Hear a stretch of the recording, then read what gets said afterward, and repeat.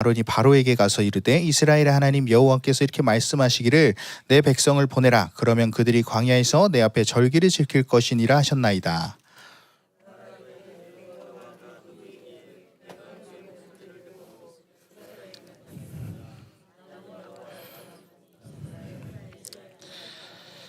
그들이 이르되 히브리인의 하나님이 우리에게 나타나셨은즉 우리가 광야로 사흘 길쯤 가서 우리 하나님 여호와께 제사를 드리려 하오니 가도록 허락하소서.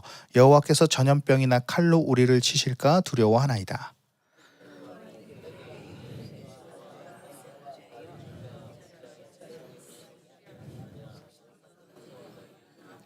바로가 또 이르되 이제 이 땅에 백성이 많아졌거늘 너희가 그들로 노역을 시게 하는도다 하고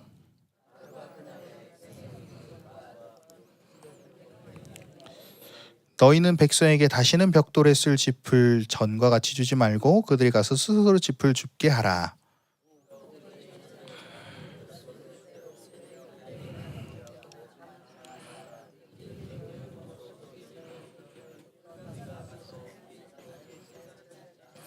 그 사람들의 노동을 무겁게 함으로 수고롭게 하여 그들로 거짓말을 듣지 않게 하라.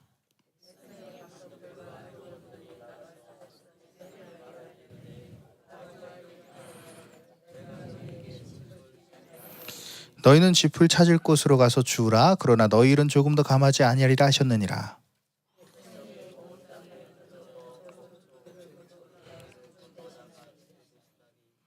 감독들이 그들을 독촉하여 이르되 너희는 짚이 있을 때와 같이 그날의 일을 그날에 마치라 하며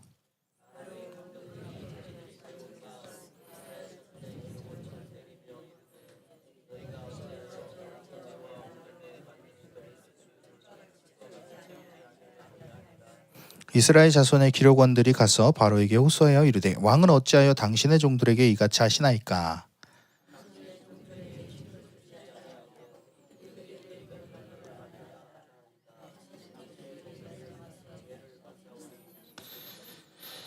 바로가 이르되 너희가 게으르다 게으르다 그러므로 너희가 이르기를 우리가 가서 여호와께 제사를 드리자 하는도다.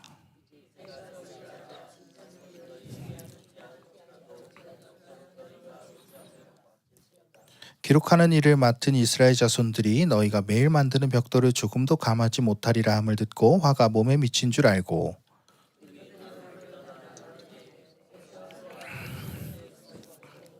그들에게 이르되 너희가 우리를 바로의 눈과 그의 신하의 눈에 미운 것이 되게 하고 그들의 손에 칼을 주어 우리를 죽이게 하는도다.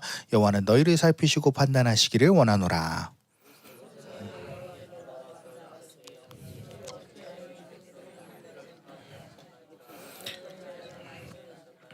다 같이요. 내가 바로에게 들어가서 주의 이름으로 말한 후로부터 그가 이 백성을 더 학대하며 주께서도 주의 백성을 구원하지 아니하시나이다. 아멘. 할렐루야. 아멘. 오늘도 함께 예배드린 여러분들을 주님 이름으로 환영하고 축복합니다. 아멘. 자, 영적 전쟁은 우리 신앙생활의 중요한 요소라고 이야기를 할 수가 있죠. 왜냐하면 내 삶에 이렇게 어렵고 힘든 문제가 영적 전쟁에서 지기 때문에 일어나는 것입니다. 또 영적 전쟁에서 패하게 되면요, 하나님께서 우리에게 주신 것, 우리의 자녀들, 돈, 건강, 풍성함, 이 모든 것들을 빼앗기게 됩니다. 우리가 신앙생활의 어떤 연단의 과정을 거쳐서 하나님과 올바른 관계를 맺는다면 그 결과는 풍성함이에요. 풍성함. 그것이 안 된다. 지금 나의 신앙생활에 나의 삶에 그 하나님의 풍성함이 이루어지지 않고 있다. 그러면 내가 그 이상 조짐을 발견하고 어떤 것들을 내가 풀어내야 되고 뭐가 잘못되는지를 우리가 점검할 수 있어야 된다는 것이죠. 자, 그 이유 중에 하나는 뭐다? 영적 전쟁에서 지고 있다. 라는 것이죠. 자, 하나님은 우리를 사랑하십니다. 그런데 그 사랑의 가치는 달라요. 왜? 받아들이는 사람이 그것을 얼만큼 받아들이는지가 다르기 때문입니다. 자, 운동선수도 똑같은 운동선수지만 연봉이 차이가 나죠. 왜요? 가치가 다르니까요. 그죠? 우리 영혼의 가치도 똑같습니다. 우리가 영적 전쟁에서 계속 지게 되면 우리 영혼의 가치를 점점점 잃어버리게 되는 거예요. 이것이 우리가 영적 전쟁을 꼭 이겨야 하는 이유입니다. 전쟁에서 진 사람들은 어떻게 합니까? 포로로 끌려가고 깨지고 박살나죠. 영적 전쟁도 마찬가지입니다. 우리도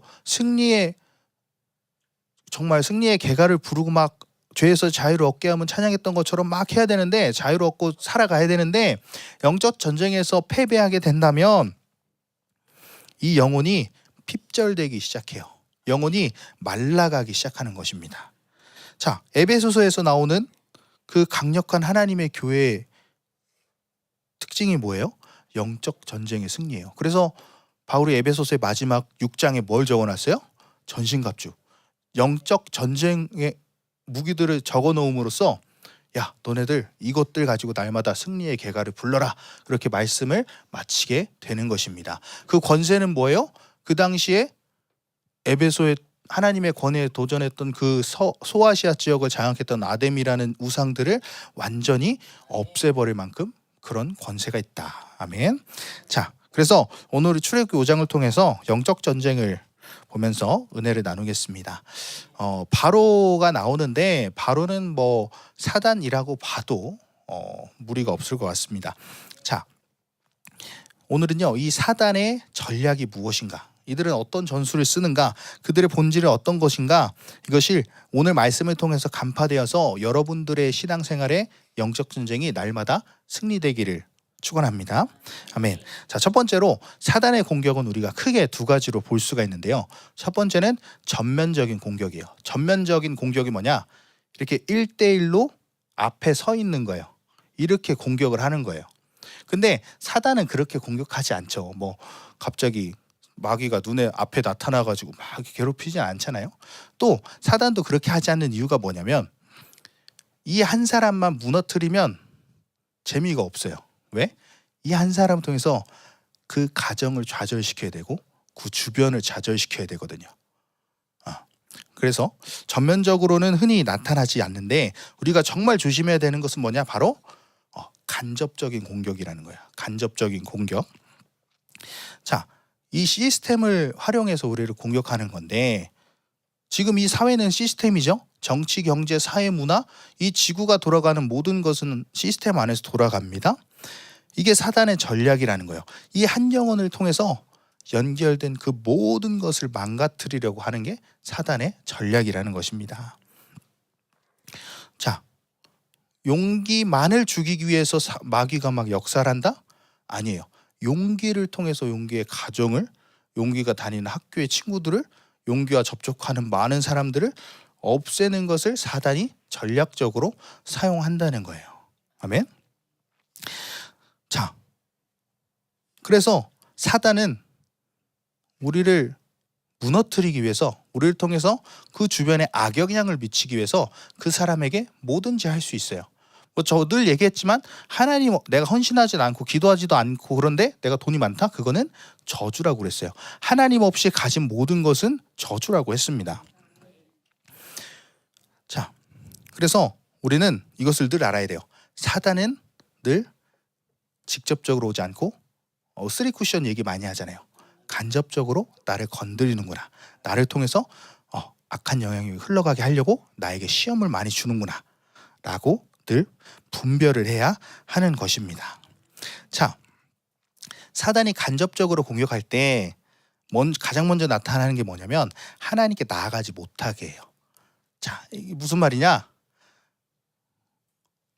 이제 오늘 좀 은혜를 못 받은 것 같아. 그러면 어떻게 해요? 기도하기가 싫어요. 무슨 일이 발생했어? 교회 가기 싫어, 기도하기 싫어, 말씀 보기 싫어. 그렇죠? 사소한 것 같지만 그게 이미 사단의 전략이 훌륭하게 들어오고 있는 거예요. 야, 오늘 하루 쉬어. 야, 기도 안 하면 어때? 야, 네 생각과 다른데? 그 간단한 것 같지만 그게 엄청난 사단의 전략이라는 것입니다. 하나님께 나가지 못하게 하는 것. 그런데 어떤 영혼은 날마다 하나님 앞에 말씀 먹고 회개하고 순종하고 엎드리고 날마다 하나님 앞에서 나를 점검하는 사람이 있어요. 그런 사람은 사단이 어떤 전략도 할 수가 없는 거예요. 늘 하나님 앞에서 날 점검하니까. 그래서 사단이 먼저 그 영혼을 훌륭하게 넘어뜨리기 위해서 잡아뜨리기 위해서 하는 전략이 뭐냐? 하나님께 나가는 시간을 모두 차단시키는 거예요. 그게 첫 번째 전략입니다. 자, 우리가 오늘 교회 가기 힘들다, 오늘 뭐 기도하기 힘들다, 오늘 말씀 보기 어렵다 할 때 요즘 내가 힘든가 보다 하고 넘기면 안 된다는 거예요. 그건 이미 그 사단의 전략이 시작됐다는 거예요. 우리는 그런 일이 있을 때 바로 축사해야 되는 거예요. 야, 아니야, 나는 나갈 거야, 난 기도할 거야. 그래서 우리는 늘 기도할 때 성도가 정상적인 기도의 과정대로 기도를 한다면 하늘 문이 열리고 우리의 기도가 하늘로 쭉 올라가는 그런 기도가 돼야 된다는 거예요. 그 기도가 지금 되지 않는다? 아직 풀어낼 게 많다는 거예요. 그래서 그러니까 늘 교회 나와서 말씀 먹고 회개하고 순종하고 엎드리고 우리 삶에서도 그렇게 풀어내야 된다는 것이죠. 예배 드릴 때는 또 하나님의 임재를 느끼면서 기쁨으로 찬양하고 또 감격하고 그렇게 예배를 드리고 말씀을 읽으면서 그 말씀이 레마로 들어오면서 그 하나님의 지혜가 막 느껴지고 세상을 이길 수 있는 믿음이 솟아나야 되는 것입니다. 근데 그것이 되지 않으면, 그 처리되는 과정이 있지 않으면 하나님께 나아가기 싫어지게 되는 거예요. 아멘. 그래서 우리는, 성도는 하나님께 나의 시간을 드리는 만큼 복을 받는 겁니다. 아멘. 뭐 나의 시간이라고 할 것도 없죠. 왜요? 다 하나님 건데, 그죠? 근데 우리는 하나님과 바른 관계를 맺으면 그 삶의 모든 것, 그 사람의 삶은 모든 것을 하나님께 드리는 시간이에요. 하나님과 올바른 관계가 되어 있다면. 그래서 은혜 속에 사는 사람은 늘 하나님께 나아가는 게 사모됩니다. 그러니까 내가 직장을 가서도 학교에 가서도 어딜 가서도 늘 하나님의 그 사모함이 있으니까 드러나게 되는 거예요. 저번에 어떤 얘기했죠? 내가 선 곳은 거룩한 곳이니 내 신을 벗으라. 그런 사람들이 가는 곳은 거룩한 곳이 되는 것입니다. 하나님과 올바른 관계를 맺고 내가 하나님 앞에 순종하면 내가 선 곳이 거룩한 곳이 되는 역사가 일어나게 되는 것입니다. 그런 사람은 하나님께 모든 삶이 드려지게 되는 것이죠. 그런데 그것이 무너지고 나의 유익만 구하고 하나님과 전혀 관계없는 시간들을 드린다? 그거 인생은 저주받은 인생입니다. 아무리 평안하게 산다고 하더라도. 그러니 사단의 전략은 이 관계성을 무너뜨리려고 하는 거예요. 관계성. 내 모든 삶 가운데 자기 유익만 찾도록 하는 거예요. 야곱도 어땠어요? 하나님 원치 않는 곳으로 갑니다. 세겜을 머물렀어요. 그러니까 세상에 취해있던 디나가 좋지 않은 일을 당합니다. 우리는 세상에 취하는 시간만큼 큰 낭패라는 거예요. 아멘. 그래서 하나님께 영광되지 않은 시간들에 대해서는 절제할 줄 알아야 된다는 거예요. 매일 핸드폰 붙잡고 맨날 TV 붙잡고 맨날 사람 붙잡고 돈 붙잡고 그런 시간을 들이면 저주가 된다는 거예요. 괜히 막 분주하고 안절부절 못하고 집중하지 못하고 하는 그런 사람들은 내가 지금 사단의 전략에 훌륭하게 당했구나 라는 것을 깨달아야 된다는 거죠. 자, 그러면 사단이 어떻게 우리에게 하나님께 나아가는 시간을 뺐느냐? 우리 4절 말씀 한번 볼게요. 4절, 본문의 4절 말씀 함께 읽겠습니다. 시작.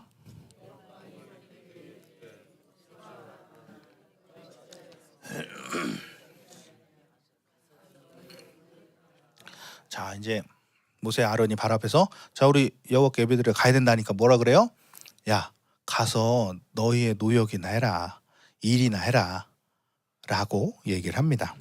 그래서 일을 바쁘게 만드는 게 사단의 전략이라는 거예요. 자, 지금 세상은요 엄청나게 편리한 기계들이 많이 나왔어요. 우리 권사님들 어렸을 때에 비해서 지금은 정말 살기 편한 세상이 됐어요. 그죠? 뭐 컴퓨터, 스마트폰, 뭐 자동화 기기 없는 게 없어요. 그죠? 그러면 세상은 점점 뭐 일도 편하게 하고 해야 되잖아요. 그죠? 근데 날이 갈수록 더 바빠지는 거죠. 왜냐? 종말로 갈수록 사람들은 더 분주해지고 더 바쁘게 되어 있습니다. 자, 7절에서 9절을 보면 점점 더 바쁘게 만들고 있어요. 그죠? 자, 이제는 벽돌에 집을 줬는데 안 준다는 거예요. 근데 벽돌 만들 양은 똑같이 해놓고 야, 지푸라기 안 줄 테니까 너네가 알아서 주워서 해라. 근데 똑같은 양, 똑같은 시간에 너네 내야 돼. 바쁘고 분주하게 만들어 버립니다. 여러분, 사단이 바쁘게 만드는 그 분주함에 우리는 속으면 안 되는 거예요. 사단은요, 바쁘게 하려고 일을 복잡하게 만들어요. 야, 지푸라기 안 줘. 니네가 알아서 해. 마지막 때 성도들에게 나오는 사단의 전략은 이렇게 바쁘고 분주하게 한다는 것입니다. 그래서 이성과 합리성을 발달시켜요. 아, 바쁜데 분주한데 이걸 어떻게 빨리 할 수 있을까라고 하게 되죠. 근데 우리는 그것을 발달시키지 말라는 게 아니라 하나님 안에서 발달시켜야죠. 내가 어떻게 잘 먹고 잘 살까를 발달시키는 게 아니라, 자, 우리가 쓸데없는 시간을 자꾸 보내는 것은 그 자체로 허무하게 되고, 바쁘게 보내는 것이 왜 우리에게 치명타냐?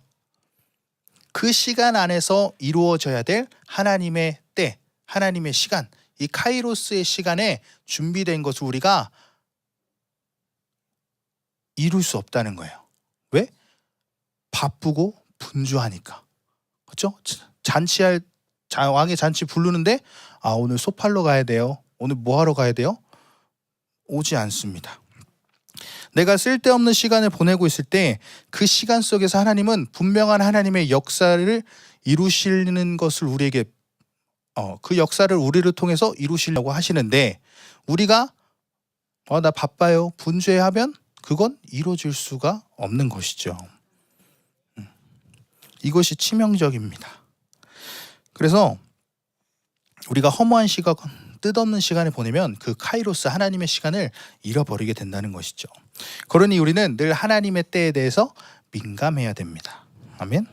바쁘다는 것이 뭐 일이 많아서 바쁘기도 하겠지만은, 하나님의 일은 아무리 몰려와도 바쁘지가 않습니다. 하나님이 일 가운데 나를 함께 하시고 나를 장악하시면 피곤하지도 않고 지치지도 않고 정확하게 무엇을 해야 될지를 알게 되는 것입니다. 분주함이 없습니다. 그런데 하나님이 관심이 없는 일, 또 나 혼자 뭘 하려고 하면 괜히 분주하고 집중할 수가 없어요. 뭘 해야 되지? 혼란스럽습니다. 만약에 우리가 그런 상태다, 그러면 다 때려치우고 우리는 엎드려야 되는 것입니다.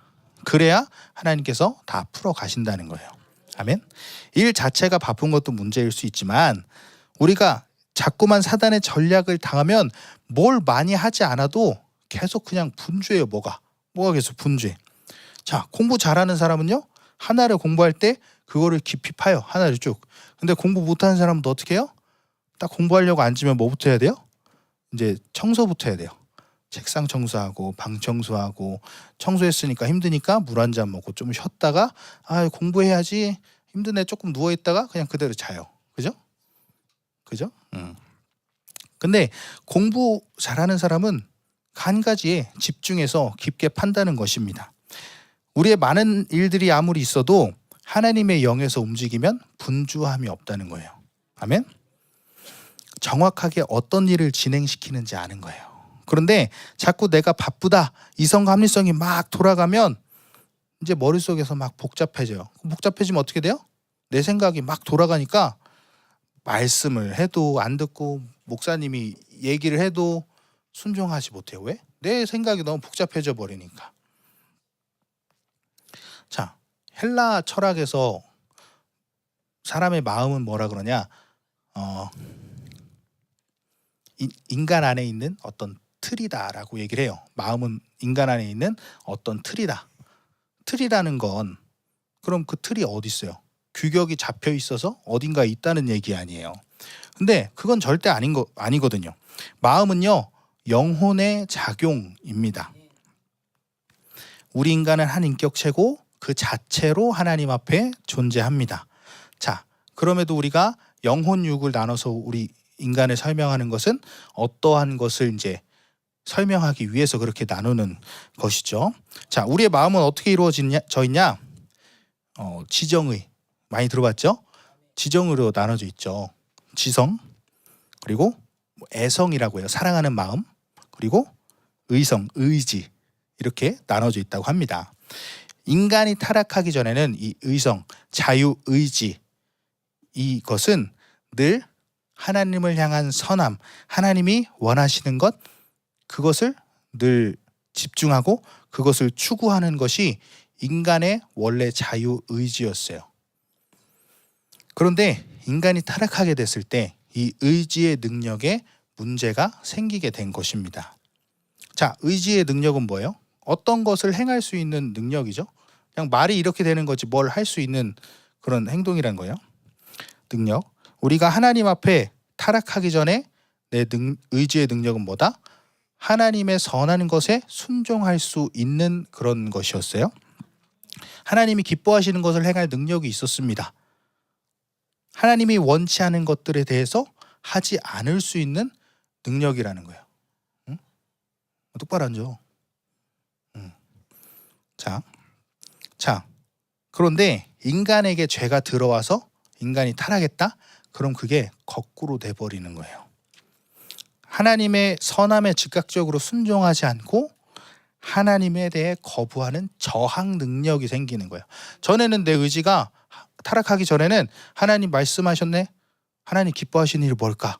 아, 말씀하셨네? 바로 순종했는데 이게 타락하고 나니까 죄가 들어오고 나니까 저게 맞나? 난 저렇게 생각하지 않는데? 내 생각이 이제 돌아가 버리기 시작하는 거예요. 그러니까 늘 자기가 옳다는 것에 생각하는 의지가 돼버리는 거예요. 늘 하나님이 옳다 하는 것을 당연히 여기고 그것에 순종하는 의지에서 내가 옳다고 생각하는 의지가 돼버리는 거예요. 자기 의지가 발달하는 거죠. 그래서 바쁘게 만드는 것은 하나님이 아닌 자기 생각으로 사는 힘을 기르는 것입니다. 그러니까 내가 기뻐하고 내가 원하고 내가 하고 싶은 것만 계속 하게 되는 거예요. 그것 때문에 어떻게 해요? 분주해져요. 세상 사람도 어떡합니까? 잘 먹고 잘 살기 위해서 너무 분주해요. 그죠? 이것도 하고 저것도 하고 이것도 하고 저것도 하고. 그럴수록 어떻게 돼요? 하나님과의 거리는 점점 멀어지는 거예요. 그래서 여러분의 영혼의 상태를 계속해서 하나님과 관계없이 바쁘게 만들면 결국 내 그 의지의 능력은 하나님과 멀어지는 거예요. 그렇기 때문에 바쁘다는 것이 우리에게 치명적인 것입니다. 여러분이 하나님의 영으로 충만하면 나는 하나님이 기뻐하시는 일에 대한 것에 초점이 맞춰져 있어요. 늘 하나님의 선함에 초점이 맞춰져 있어요. 하나님이 옳다 여기시는 것에 반문하지 않아요. 아멘하고 순종하고. 그렇기 때문에 하나님의 말씀에 순종하기가 아주 쉬워지는 거죠. 그런데 그런 하나님의 영이 없는 사람들은 하나님이 원하시는 것에 순종하는 게 너무 어려워요. 왜? 내 의지가 너무나 살아있기 때문에. 내 의지가 너무 살아있기 때문에. 그러니까 누가 말해도 안 들어요. 목사님이 말해도 안 듣고 하나님이 말해도 안 들어요. 그래서 우리는 늘 단순해야 된다. 아멘. 그 마리아와 요셉이 예수님 8살 예수님 데리고 예루살렘 가잖아요. 6월절 그때 사람들 엄청 막 많으니까 예수님을 잃어버리죠. 왜 잃어버렸어요? 바쁘고 분주해서. 우리는 늘 하나님이 원하시는 시간, 원하시는 때, 원하시는 일만 하면 되는 거예요. 아멘. 그게 아니면 늘 움직이지 않는 훈련이 돼야 되는 것입니다. 내 생각대로 뭐 해야지가 아니라 그냥 잠잠히 그냥 듣고 있는 거예요. 잠잠히. 늘 움직이지 않는 훈련. 이 잠언에 보면 근면이라는 말이 나오죠. 근면성실이라는 말 많이 들어보셨죠? 잠언에도 근면이라는 말이 나오는데 이게 근면이라는 말이 뭐냐? 무조건 일을 열심히 한다. 그게 아니에요. 하나님이 원하는 일을 하는 게 근면이라는 거예요. 아무 일이나 막 하는 게 근면이 아니라 하나님이 원하시는 일을 하는 것. 하나님은 하나님이 원치 않는 일을 아무리 말해도 그거는 근면하다고 여기지 않습니다. 그래서 분주함이 몸에 대해서 무슨 일만 터지면 뭐 하나님의 뜻과 음성을 묻고 하는 게 아니라 그냥 막 몸부터 튀어나가고 막 머리 바로 돌아가고 이러면 어떻게 되는 거예요? 율법적인 사람들이 되는 거예요. 하나님의 뜻이 아니라 하나님의 생명의 법이 아니라 율법적이 돼버리는 거예요. 이 사단의 전략에 완전하게 훌륭하게 걸려들게 되는 거예요. 그래서 그런 사람들의 의지 능력은 뭐예요? 하나님이 기쁘시는 일을 하는 것에 돼 있는 것이 아니라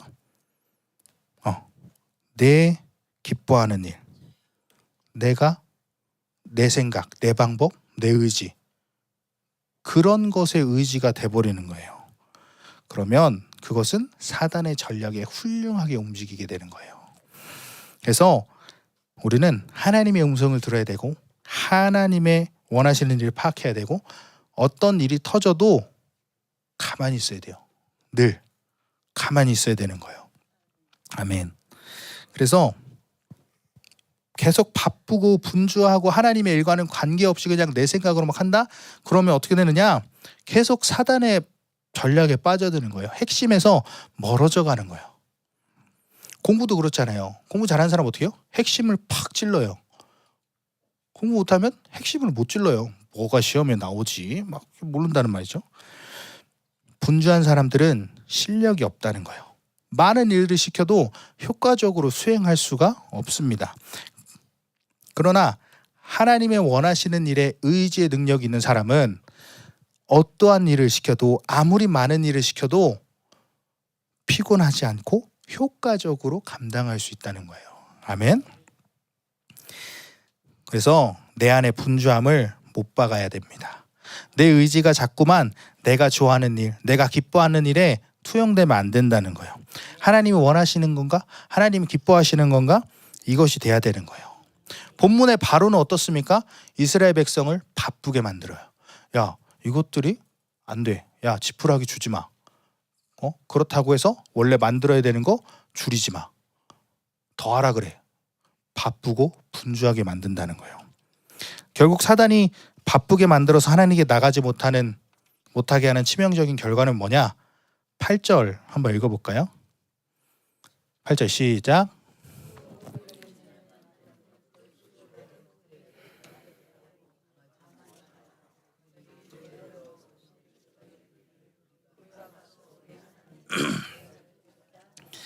아멘. 자, 벽돌을 그대로 만들게 하고 감하지 말고, 야, 그들은 게으르기로 소리질러 이르기를 우리가 가서 우리 하나님께 제사를 드리자 하니 9절에 뭐라 그래요? 그 사람들의 노동을 무겁게 함으로 수그럽게 하여 그들로 거짓말을 듣지 않게 하라. 사단이 바쁘게 만들어서 하나님께 나아가지 못하는 것의 치명적인 결과는 뭐냐면 제사를 드리지 못하는 거, 예배를 드리지 못하게 합니다. 아멘. 이 시대 성도들을 보면요, 바빠서 뭐 예배를 못 드릴 만큼 막 바빠요. 막 주일날도 뭐 출근해야 되고 뭐 해야 되고 그죠? 사단이 우리가 기도 못하게 하고 말씀 듣지 못하게 하지만 가장 치명적인 건 예배를 드리지 못하게 한다는 거예요. 아멘.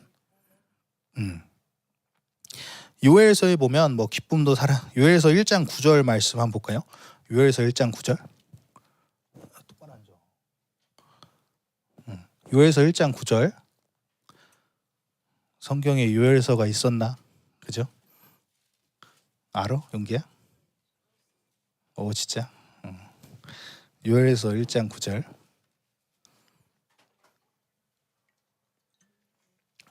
요엘. 요한 이서 말고 요엘. 요엘서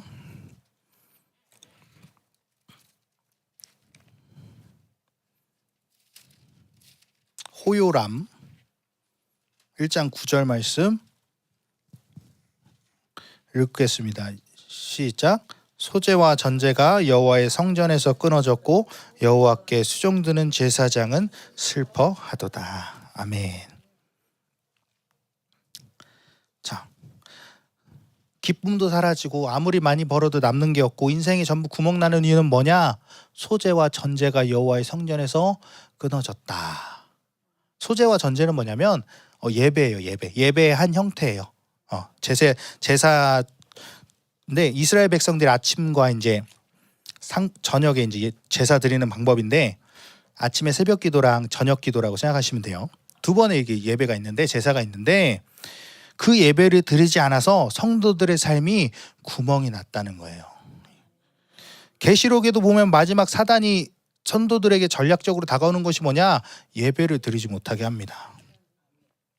하나님의 말씀을 선포하지 못하게 합니다. 그런데 하나님은 그 사단의 전략에도 마지막에 누굴 남겨놔요? 14만 4천 명을 남겨놔서 그들을 통해서 그 거룩한 말씀이 선포되게 하시고 그 예배를 거룩한 예배를 하나님께 올려드리게 합니다. 아멘.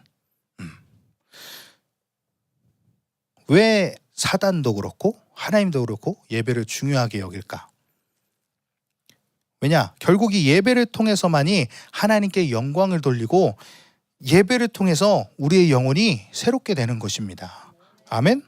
물론 기도 말씀 다 중요하지만 하나님께 드려진 가장 복된 시간은 뭐냐? 예배 시간이라는 거예요. 아멘. 그래서 우리가 예배에 생명 거는 이유는 이 강력한 예배를 통해서, 주일 예배를 통해서 일주일간을 살아갈 그 힘을 얻는 거예요. 그럴 만한 충분한 은혜를 받는 거예요. 그래서 우리가 주일 예배를 너무 가볍게 여기면 안 되는 거예요. 딱 정돈하고 경건한 마음으로 와서 하나님을 전심으로 찬양하고 전심으로 기도하고 하나님 말씀을 듣고 거기서 일주일에 나의 모든 사람들이 또 회개가 되고 그곳에 또 하나님의 말씀이 채워지고 그 온전한 힘을 얻어서 또 일주일에 살아갈 힘을 얻잖아요. 또 우리는 맨날 저녁에 모이니까 매일 저녁 그런 예배를 또 드려야 된다는 거예요. 일주일에 한 번만 씻으면 좋겠어요? 좋겠지. 좋겠지. 일주일에 한 번만 씻으면 좋지 않죠. 매일 씻어야죠. 그죠? 우리는 그렇게 예배를 그렇게 드려야 된다는 거예요. 예배가 이렇게 중요하다는 것입니다. 그래서 우리 교회 예배가 이런 은혜와 기름 부으심과 불이 막 쏟아지는 그런 예배가 되기를 바랍니다. 아멘. 근데 그런 예배를 드리는 곳을 만난 여러분들은 축복받은 거죠. 그런 예배를 드리지 못하는 건 정말 불행이라는 거예요. 제가 첫 사역 때 느꼈던 게 뭐냐면 전도사로서 이제 설교를 하잖아요. 처음 하게 돼서 막 긴장되고 떨렸는데 하고 나서 느껴지는 게 뭐냐면 뭔가 이게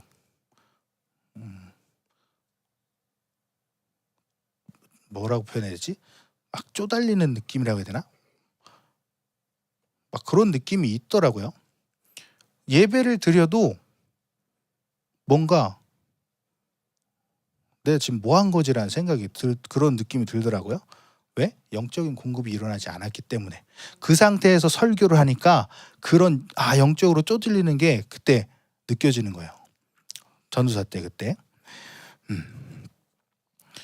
자, 그래서 우리는 예배 때 이런 영적인 공급을 받는 것이 굉장히 중요하다. 이 예배는 굉장히 중요하다. 그래서 사탄이 우리를 분주하게 만들어서 바쁘게 만들어서 무엇을 빼앗느냐? 예배를 빼앗는다는 거예요.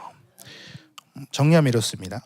사단이 여러분들에게 간접적으로 그 전략을 통해서 여러분들을 쓰러뜨리는데 가장 먼저 하나님께 나아가지 못하게 하는 거예요. 오늘 뭐가 있어서요? 오늘 저녁 뭐가 있어서요? 이래서요? 저래서요? 하나님께 나가지 못한 자는 영혼의 온전함을 가질 수 없습니다. 영혼의 온전함을 가질 수 없다면 여러분들은 영광스러운 삶을 살 수가 없습니다. 그래서 바쁘게 만들고 분주하게 만드는 거예요. 사람이 왜 여유가 없느냐? 이 영혼의 쉼 상태가 되지 않았기 때문이에요. 영혼의 질서가 안 잡혔기 때문에. 하나님이 온전한 나의 왕이신데 그 질서가 안 잡히고 그 의지가, 내 자유의지가 하나님의 옳다 여기시는 것에 따르는 게 아니라 바쁘고 분주해서 내가 원하는 것, 내 생각에만 가니까 쉼이 없어요. 마음이. 교회를 왔다 가도 집에 가면 한숨 나오고 바뀌는 것도 없는 것 같고 막 내 영혼이 그게 정리가 안 됐으니까, 쉼 상태가. 그렇게 되니까 조금만 무슨 일이 있어도 막 반응하는 거예요. 이 내면의 상태가 정리되었을 때 영혼이 쉼 상태에서 분주함이 없는 거예요. 아멘. 다른 말로 성령 충만이라고 하죠. 여유가 있어요. 오늘 이 영혼의 쉼 상태가 없게 하는 것은 사단의 전략이라는 거예요. 그래서 늘 우리는 성령과 정중동함으로 나가야 된다는 거예요. 함부로 움직이지 않고 중심을 잡고 늘 그 음성의 귀를 기울이는. 야 이거 바쁘다 저기 바쁘다 해도 하나님이 안 바쁘다고 하면 안 바쁜 거예요. 다른 사람이 안 바쁘다고 해도 하나님이 바쁘다 그러면 바쁜 거예요. 아멘. 그래서 분주하면 예배를 빼앗긴다. 여러분, 예배의 승리자는 인생의 승리자입니다. 아멘. 주변에 적혀 있죠. 예배를 승리하지 못하고 인생을 승리하는 법은 없다는 거예요. 자, 블레셋이 쳐들어왔습니다. 어떻게 해요? 사무엘이 야 빨리 군대를 정렬해서 가라 안 하죠. 미스바에서 예배드려요. 하나님께 회개하고 예배드립니다. 그러니까 어떻게 돼요? 하나님이 싹 쓸어버립니다. 우리는 이 잠잠한 영혼의 쉼 상태에서 무엇이 긴박하게 움직여도 내 영혼의 질서는 하나님만 바라볼 수 있는 사람이 되어야 합니다. 사단은 이런 사람을 통해서 어떤 전략도 펼칠 수가 없어요. 자, 그럼 두 번째로 사단의 공격 목표는 무엇인가? 사단이 공격을 통해서 얻고자 하는 것은 그럼 무엇인가? 하나님께 나아가지 못하고 예배를 드리지 못하게 하는 것에서 관계성을 이렇게 틀어놔서 사단이 어떤 목표를 이루고자 하는 거냐? 자, 크게 보면 하나님의 영광을 손상시키는 거예요. 하나님의 영광을 우리에게서 빼앗는 거예요. 자, 우리에게 가장 큰 손실은 뭐냐? 그 영광을 빼앗기면 영혼이 핍절된다는 거예요. 영혼이 말라간다는 거예요. 인간의 영혼은 하나님의 가장 큰 영광을 나타내는 피조물이죠. 그죠? 왜? 온 우주 만물을 창조하시고 우리를 손수 빚으시고 하나님의 영을 생기를 불어넣으셨으니까 그 영광이 가장 잘 드러나는 우리인데, 그렇기 때문에 사단의 전략은 이 영혼을 완전히 말라 비틀어 버려야겠다, 핍절시켜야겠다 하는 거예요. 그 영광을, 가장 큰 영광을 손상시키자라고 하는 게 그들의 목표입니다. 그래서 구원받지 못한 사람은 구원받지 못하게 하고, 구원받은 사람은 영광 보지 못하게 하고, 영광을 본 사람은 더 큰 영광을 보지 못하게 하는 거예요. 성장하지 못하게 하는 게 그들의 전략이라는 것입니다. 이 영광을 보지 못하는 것은 굉장히 우리에게 억울하고 치명적인 거예요. 저번에 얘기했잖아요. 이 창고가 있는데 맨날 뭐 500원짜리 청포도 사탕이나 가져와서 맛있다 하는데 딴 사람들은 뭐 금덩어리, 다이아몬드 막 이런 거 갖고 가는데 맨날 사탕 하나 집어서 좋다고 하는 거예요. 그러니까 그 영광이 손상된다는 건 엄청난 일입니다. 그래서 하나님의 영광은 뭐냐? 하나님의 영향력이에요. 그 영광을 본 사람은 그 하나님의 영향력 안에서 살게 되어 있어요. 그래서 사단은 그 영향력을 최대한 전력을 다해서 완전히 그 영향을 못 미치도록 그 영혼을 핍절시키게 하는 거예요. 자, 그래서 오늘 본문 21절에서 23절을 보면 영혼을 핍절시키는 사단의 전략을 볼 수가 있습니다. 자, 이제 바로를 통해서 모세와 아론에게 어마어마한 혼란을 줍니다. 뭔가 하나님의 말씀을 듣고 하나님의 말씀을 전하면 알겠습니다 이렇게 할 줄 알았는데, 야, 뭔 소리야, 일이나 더해, 지푸라기 있지 안 줄 거야? 벽돌 니네 더 만들어? 더 해버렸어요. 핍박을 가해야 돼요. 자, 우리 삶에 이렇게 더욱더 핍박이 있을 때 우리는 어떻게 돼요? 이것은 하나님이 지금 일을 이루어 가시고 계시는구나. 이 가운데 고난과 핍박은 별거 아니다. 하나님이 일을 이루어 가고 계시는구나라고 여겨야 된다는 거예요. 그런데 오늘 사단의 전략이 아쉽게도 훌륭하게 먹힙니다. 21절 한번 볼까요? 21절 읽겠습니다. 시작.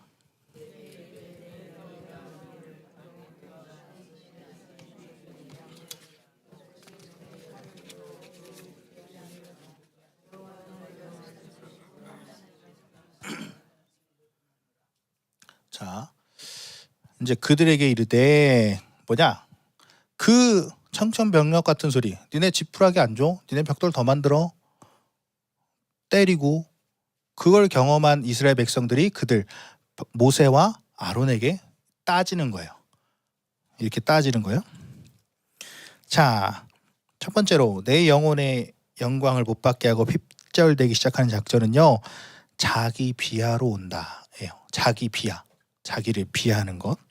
자, 여러분들이 어떤 고난과 어떤 어려움을 당하더라도 나는 하나님이 미워하시는구나, 난 별 볼 일 없구나, 이렇게 생각하시면 절대 안 된다는 거예요. 자, 말씀을 보니까 우리를 바로의 눈과 그의 신하의 눈에 미운 것이 되게 하고라고 합니다. 야, 너 때문에 우리가 바로의 눈에 미운 것이 됐잖아. 근데 여기서 미운 것이라는 걸 제가 한번 봤는데 영어 성경에 보니까 스태치라는 건데 악취. 바로의 눈에 악취가 됐잖아. 이게 뭐예요? 내가 악취라는 거예요. 우리가 악취예요? 그 엄청난 영광을 가진 존재인데 이게 벌써 영혼의 존귀함에 대한 것을 잃어버린 거예요. 나를 악취 취급하는 거예요. 물건 취급하는 거예요. 그럼 사단의 전략이 훌륭하게 펼쳐져. 왜? 내 정체성을 잃어버리니까. 난 그 엄청난 영광 존귀한 자인데 내가 미운 것이다? 악취다? 그걸 잃어버리면 정체성이 혼란이 오니까 사단이 이제 훌륭하게 끌고 가는 거예요. 여러분이 어떤 경우라도 어떤 고난과 핍박 가운데 있더라도 어떤 어려움 가운데 있더라도 내 영혼의 존귀함을 아는 사람은 절대로 사단의 전략이 넘어가지 않아요. 어떠한 일이 벌어져도 난 하나님의 자녀인데 네가 왜 날 건드려? 나 하나님의 자녀인데? 나 실수했어. 근데 그분이 날 용서해 주신다 하셨는데? 이렇게 하는 것입니다. 에서 자기 장자권에 대한 그 하나님의 축복에 대한 그 존귀한 마음을 잃어버리니까 겨우 팥죽 한 그릇에 넘겨버리잖아요. 자기 정체성을 잃어버리니까. 야곱 보세요. 야곱은 자기가 에서에 비해서 힘도 밀리고 둘째기도 하고 연약한 자였지만 이 장자권에 대한 귀함, 하나님의 축복에 대한 정체성에 대한 귀함을 존귀함을 알았기 때문에 그것을 사모했던 거고요. 자, 사단이 여러분을 공격할 때 먼저는 자기 비하가 찾아와요. 난 안 돼. 난 별 볼 일 없어. 그 다음에 어떻게 하느냐? 그들의 손에 칼을 주어 우리를 죽이게 하는도다. 이런 말이 앞에 있어요? 없어요. 그렇게 자기 비하에 들어가기 시작하면 영혼의 공격이 와서 자기 비하로 들어가면 이제 확대 해석하기 시작하는 거예요. 확대 해석. 그죠? 그 문제보다 더 크게 보는 거예요. 우리가 성령 충만하면 어떤 문제가 와도 본질을 봐요.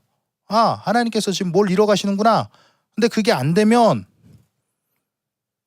나 이제 죽었다. 큰일 났다. 요만한 일인데 이만큼 키워서 보는 거예요. 그게 아니면 어떻게 되는 거예요? 성령 충만하면 다윗이 골리앗 앞에서 넌 내 밥이다. 빨리 와라. 하고 나갈 수 있는 거예요. 근데 자기 비하가 시작되고 그것을 받아들이면 모든 상을 확대 해석하고 뻥치는 영이 활성화되기 시작합니다. 근데 이스라엘 백성들은 어떻게 해요? 골리앗 보고 쫄아가지고 아무 말도 못해요. 이스라엘 하나님을 모욕해도. 지금 이 이스라엘 백성도 어떻게 해요? 확대 해석하고 있어요. 그 다음에 여호와께서 너희를 살피시고 판단하시기를 원하노라.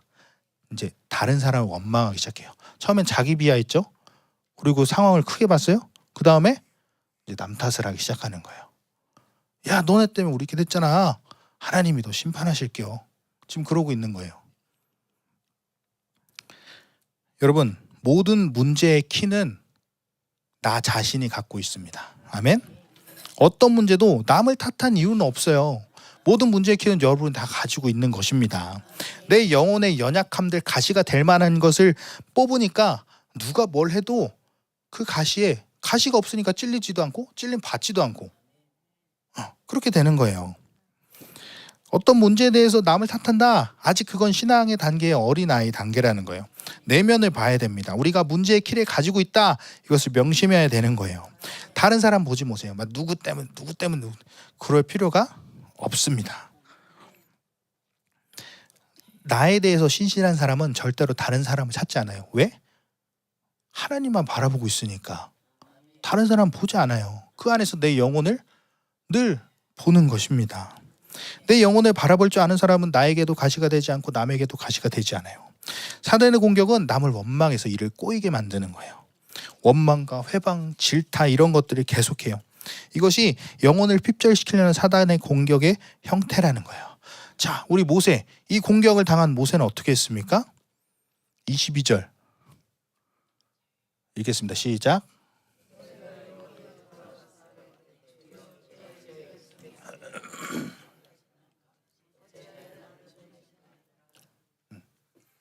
우리 모세는 누굴 원망하기 시작해요? 하나님을 원망하기 시작합니다. 결국 사단이 가고자 하는 목표가 이거예요. 하나님을 원망하는 거예요.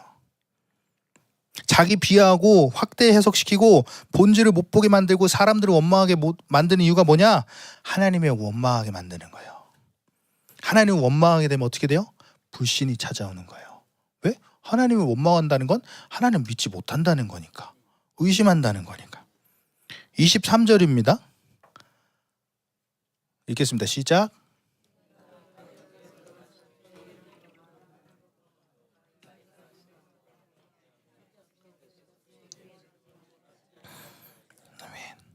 하나님께서 구원치 않는다는 믿음이 아주 충만합니다.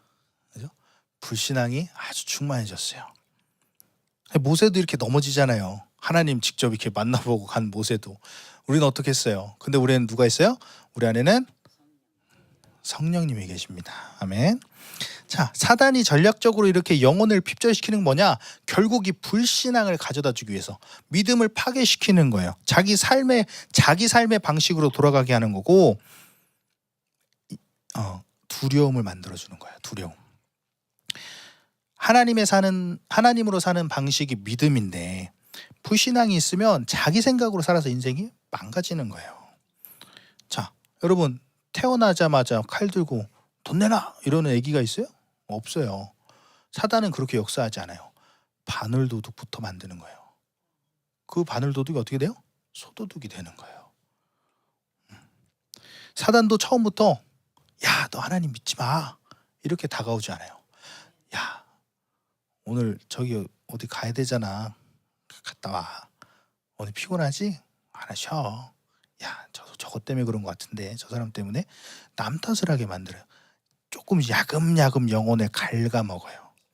그리고 영혼의 핍절 상태를 만들고 결국은 이렇게까지 만드는 거예요. 하나님에 대한 불신앙까지.